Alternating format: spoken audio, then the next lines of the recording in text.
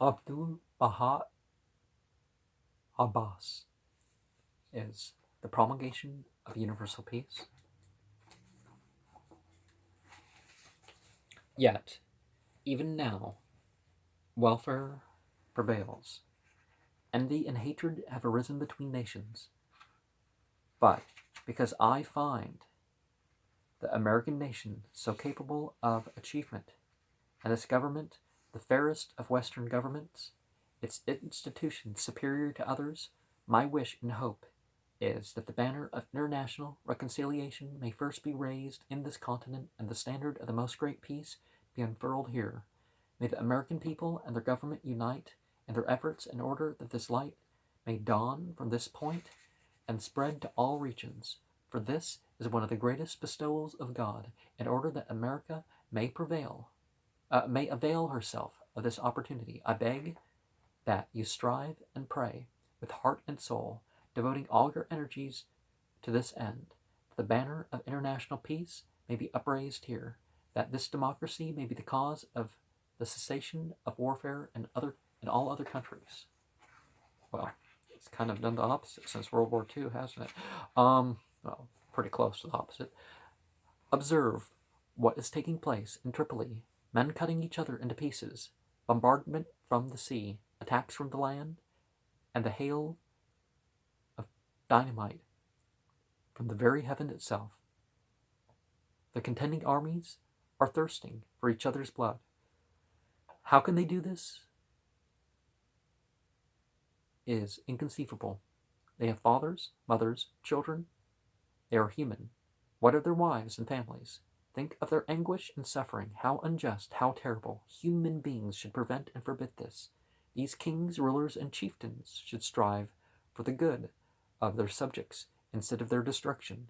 These shepherds should bring their sheep within the fold, comfort them, and give them pasture instead of death and slaughter. I supplicate the divine kingdom and ask that you may be instrumental in establishing the great peace in this country, and that this government and nation may spread it to all the world. The 3rd of May, 1912, talk at Hotel Plaza, Chicago, Illinois. Notes by Marzi Moss. According to the statement of philosophers, the difference in degree of humankind from the lowest to the highest is due to education. The proofs they advance are these. The civilization of Europe and America is an evidence, an outcome of education, whereas the semi-civilized and barbarous peoples of Africa bear witness to their condition that they have been deprived of and its advantages, by colonialization. Education makes the ignorant wise, the tyrant just, promotes happiness, strengthens the mind, develops the will, and makes fruitless trees of humanity fruitful. Therefore, in the human world, some have attained lofty degrees, while others grope in the abyss of despair. Nevertheless, the highest attainment is possible for every member of the human race, even to the station of prophets, by sharing the message. This is the statement and reasoning of the philosophers. The prophets of God are the first educators.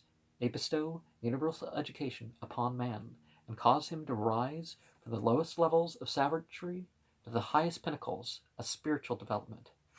The philosophers, too, are educators along the lines of intellectual training.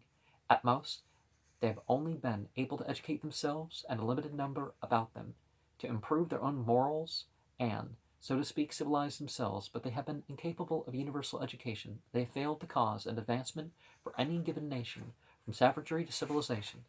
It is evident that although education improves the morals of mankind, confers the advantages of civilization, and elevates man from lowest degrees to the station of sublimity, there is, nevertheless, a difference in the intrinsic natal capacities of individuals. 10 children of the same age with equal station of birth, taught in the same school, partaking of the same food, in all respects subject to the same environment, their interests equal and in common, while evidence separate and distinct degrees of capability and advancement. Some will be exceedingly intelligent and progressive, some of mediocre ability, others limited and incapable.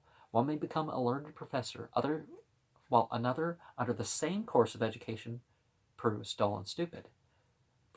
From all standpoints, the opportunities have been equal, but The results and outcomes vary from the highest to the lowest degree of advancement. It is evident, therefore, that mankind differs in natal capacity and intrinsic intelligence and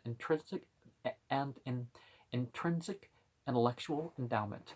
Nevertheless, although capacities are not the same, every member of the human race is capable of education. Jesus Christ was an educator of humanity. His teachings were altruistic, his bestowal universal. He taught mankind by the power of the Holy Spirit and not through human agency, for the human power is limited, whereas the divine power is illimitable and infinite. The influence and accomplishment of Christ will attest this.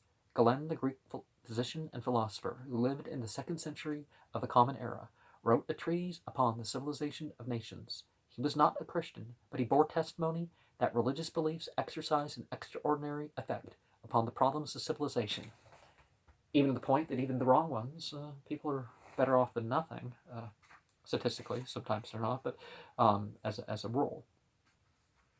In substance, he said, there are certain people among us, followers of Jesus, the Nazarene, who was killed in Jerusalem. These people are truly imbued with moral principles, which are the envy of philosophers. They believe in God and fear him. They have hopes in his favors. Therefore they shun all unworthy deeds and actions and incline to praiseworthy ethics and morals.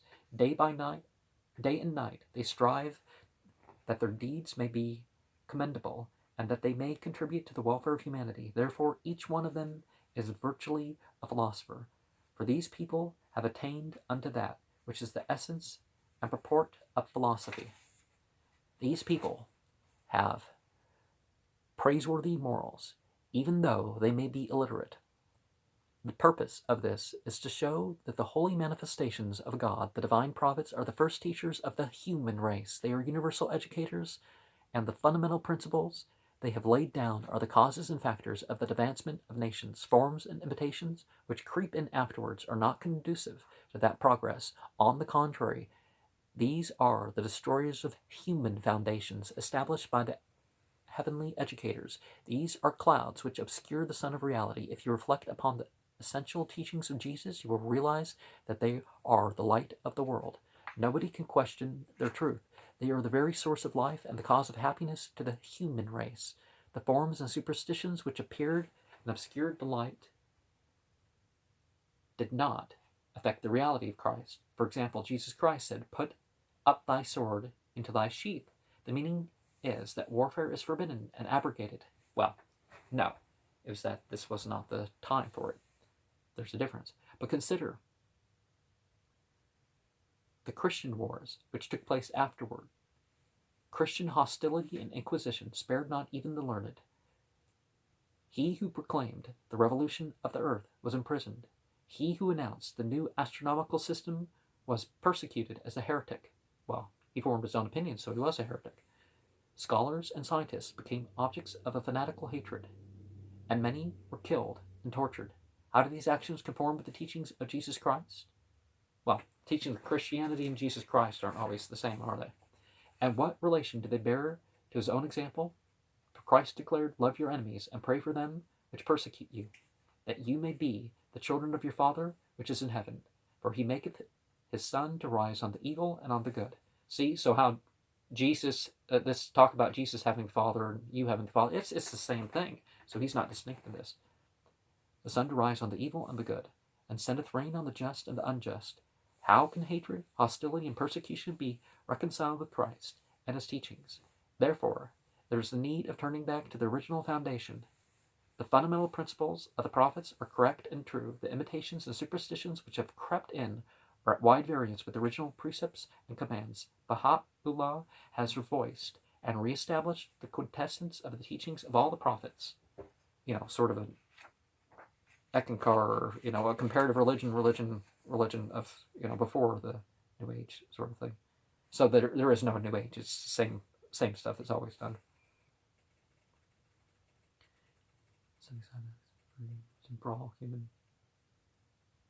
Setting aside the accessories and purifying religion from human interpretation, he has written a book entitled The Hidden Words.